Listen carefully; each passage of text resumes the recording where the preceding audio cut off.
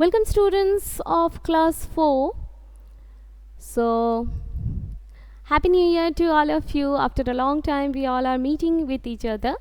So here today we are going to discuss about a little bit the geography part of our country. Okay.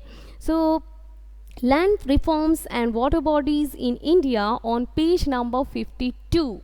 So let's discuss on our topic. Are you ready with your books? I hope everyone is ready. So today, complete the sentences about the geography of India. Choose the correct word to fill in the blanks. So we have been given some words in the helping box to fill it up in the blanks according to the geography. That means according to the particular situation of the rivers and lands of our country. So let us see number 1. Let it be number 1.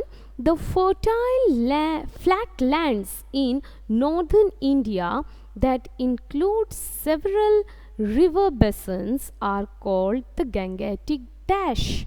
Are called the Gangetic what? Plains. Yes.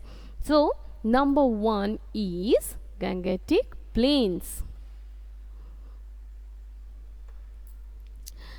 Number 2, a very dry area that covers large part of Rajasthan and some regions of Punjab, Haryana and Gujarat is called the Thar.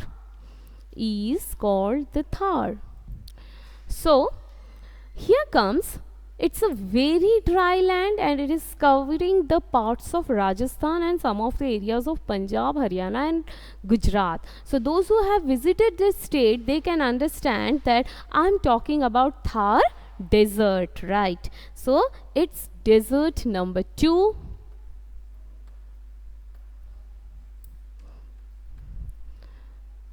So I have experienced this landform because I have been born and brought up in Gujarat. So obviously Thar desert was really very near to my state, and it's an amazing place really.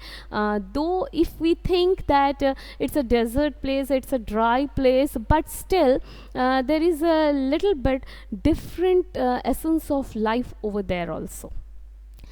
So next, number 3, the highest mountain dash in India is K2 or Mount Godwin Aston. So here comes the highest mountain peak. Its highest mountain peak.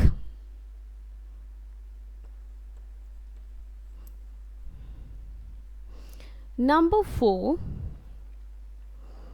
comes the deep between mountains, poetically called the dash of flowers, is situated in Chamoli region of Uttarakhand. So they are the places which are deep between two mountains are known as valleys, right? In science also you have learned it.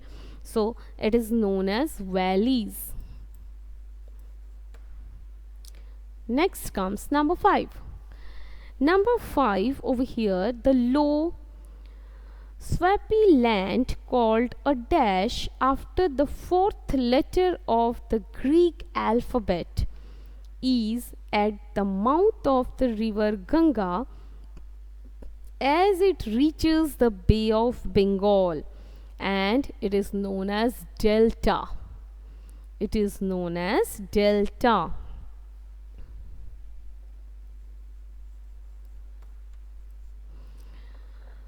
Next comes the Siachen dash in Jammu and Kashmir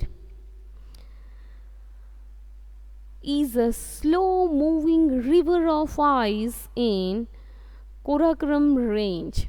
So the Siachen, we all have heard about it because whenever we are discussing about our defense officers, the way they are protecting over there, the way they are spending their life for the country over there at that border, it's really inspires us that this is called bravery, right? This is called patience, this is called tolerance, this is called the sacrifice which people do for their country. So that is glaciers, Siachen glaciers. So if you are not knowing, just find it out. Everything is available on Google, so you can find it out how our soldiers live their life at Siachen borders. It's really inspiring. So glaciers.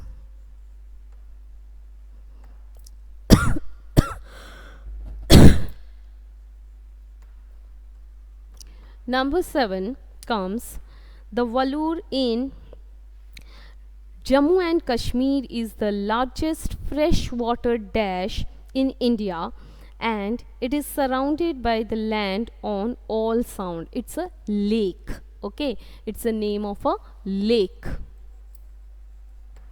Next, number 8 comes the southern part of India is a dash, which means that it is surrounded by water on 3 sides.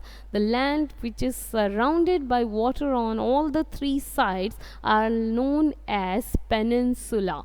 It is known as peninsula, whereas the land which is surrounded by water on all the 4 sides are known as islands.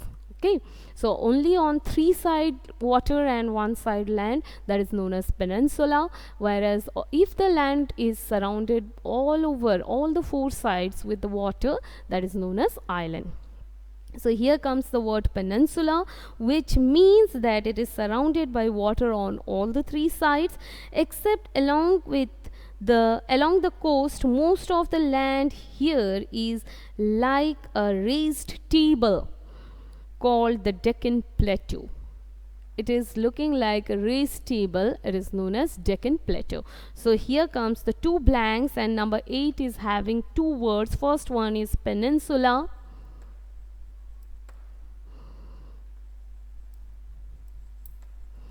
and the other one is plateau.